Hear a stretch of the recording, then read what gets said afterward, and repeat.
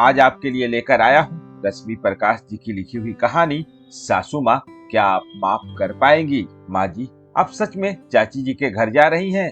आश्चर्य से राशि ने सुनंदा जी से पूछा। हाँ बहू, तुम भी साथ चलती तो अच्छा रहता, सुनंदा जी कुछ सामान बांधते हुए बोली।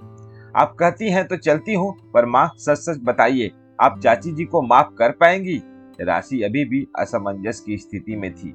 बहू, जिन परिस्थितियों में छोटी ने वो सब किया, वो उसकी समझदारी या मूर्खता से चाहे जो कह लो, पर कल रात जब उसके बारे में तुम्हारी बुआ सास से सुना, मन बहुत बेचैन हो रहा है। उसे मिल आऊंगी, देख आऊंगी तो संतुष्टि होगी, सुनंदा जी ने कहा और अपने बटुए में पैसे देखने लगी। बहू, निकुंज से कहकर कुछ पैसे ले लेना, क्या पता वहां जरूरत पड़ जाए, सुनंदा जी ने कहा। जी माँ, मैं भी तैयार हो जाती हूँ और निकुंज के ऑफिस जाते हम दोनों चाची जी से मिलने चलेंगे, राशि कहकर सास के कमरे से निकल गई। सास बहू तैयार हो कार में सवार होकर चाची के घर की ओर रवाना हो गई। माँ, सच में जब आप बाबूजी के गुजर जाने के बाद निकुंज के साथ चाचा जी के कहने पर उनके घर रहने आई, तब चाची जी ने बहुत बुरा सलूक किया था आपके साथ। राशि को पूरी बात तो नहीं पता थी, पर अपने पति के मुंह से सुनी सुनाई बात पर यकीन कर रही थी और वही सास से पूछ बैठी। सुनंदा जी 20 साल पीछे की ओर चली गई। भाभी, भैया के बड़े एहसान रहे हैं हम पर, उनके गुजर जाने के बाद आप कहाँ रहेंगी? चलिए मेरे साथ, वहीं रहिएगा। चंदा को भी बड़ी बहन का साथ मिल जाएगा और तीनों बच्चे पढ़ लिख जाएंगे, बहुत आत्मीयता से जगदीश बाबू ने अपनी भाभी सुनंदा से कहा था। सुनंदा के आस पड़ोस में भी सब यही बोल रहे थे। 10 साल के बेटे के साथ अकेले कैसे सब संभालेगी? मायका भी संपन्न नहीं था जो उन दोनों की जिम्मेदारी उठा सके। देवर का अपना अच्छा खासा व्यवसाय था और पैसे की कमी नहीं थी। सुनंदा जी सोचने समझने की स्थिति में ऐसे भी नहीं थी, इसीलिए सिर झुकाए बेटे का हाथ पकड़कर देवर देवरानी के घर आ गई। चंदा का स्वभाव जरा तेज था, वो सुनंदा जी के मत्थे घर के सारे कामकाज थोपती चली गई। निकुंज पढ़ना चाहता था तो उसे अपनी छोटी भाई बहनों की देखभाल करने की जिम्मेदारी दे, कभी बाजार तो कभी पड़ोसियों के घर घंटों घूम फिर कर आती। निकुंज की नौकरी तक सुनंदा जी का जीना मुहाल कर दिया था, पर कहते हैं ना, मजबूरी जो ना करवाए। सुनंदा जी को देवरानी ने नौकरानी बनाकर रख दिया था। तबीयत खराब हो तो भी वो काम करती, चंदा को तनिक भी दया नहीं आती।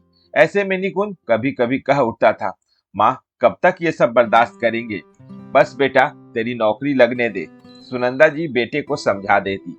जब बच्चा परेशानियों में पड़ता है तो आग में तप कर कुंदन सामान निकलता है।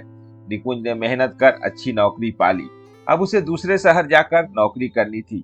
जगदीश निकुंज को नौकरी वाली जगह जाकर रहना है, मुझे भी कह रहा था साथ चलने को, तुम बताओ क्या करना चाहिए? सुनंदा जी सहमते हुए जगदीश जी और चंदा से बोली, हाँ हाँ क्यों नहीं, अब हमारी जरूरत ही कहाँ रही, इसीलिए ही तो यहाँ पर थी कि बेटा नौकरी करे तो फुर हो जाए।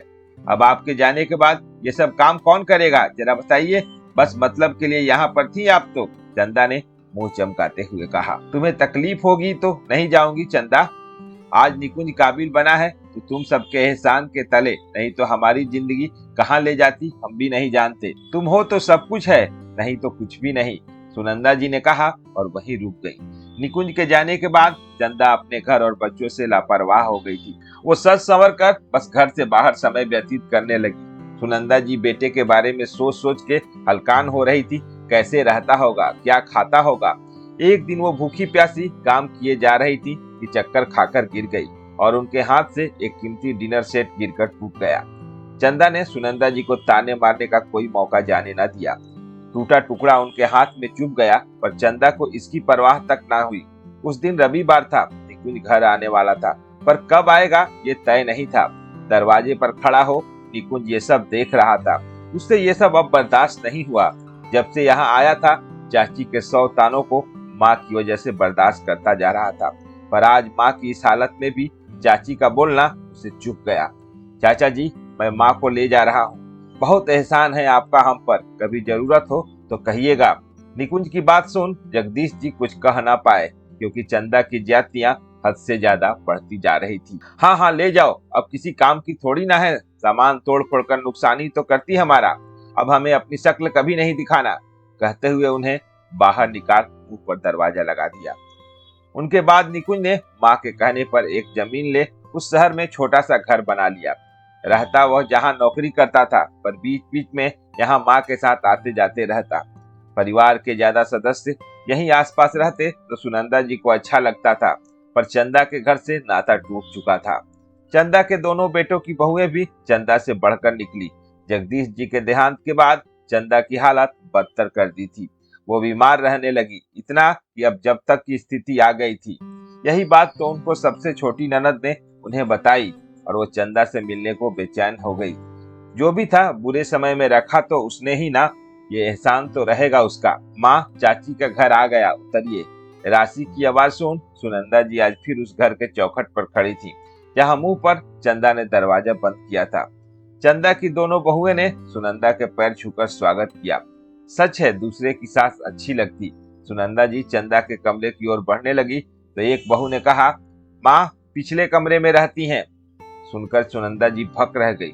जो कमरा हमें दिया हुआ था, खोली नुमा, आज चंदा उसमें। खैर, दिल मजबूत कर राशि का हाथ कसकर पकड़े वो देवरानी की तरफ कदम बढ़ा दी। सुनंदा को देखते चंदा की आंखों से शर्मिंदगी और पश्चाताप के आंसू झड़ने लगे। मुंह से एक शब्द ना निकला।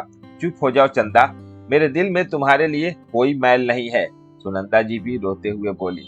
कुछ देर वहां बैठकर सुनंदा जी साथ लाया सामान चंदा के पास रख बोली, सब तेरी पसंद का है इसमें छोटी। जब जाने को हुई तो चंदा ने हाथ पकड़ लिया। माफ करने वाला का दिल बहुत बड़ा होता है दीदी, और तुम सच में बहुत बड़ी हो। सुनंदा जी चंदा के हाथ पर हाथ थपथपाकर प्यार जता निकल गई। निकलते वक्त सामने दीवार पर देवर की तस्वीर देखते हुए बोली, चंदा के लिए तुम ही सब कुछ थे, आज तुम नहीं हो तो देखो उसकी हालत। राशि सुनंदा जी के मन के भाव समझ उनका हाथ पकड़कर बाहर ले आई और निकुंज को फोन कर यहाँ के हाल का वर्णन करने लगी। राशि, माँ के साथ तुम हो तो मुझे फिक्र करने की जरूरत नहीं है। जब तक तुम हो तो सब कुछ है, और तुम नहीं तो कुछ नहीं।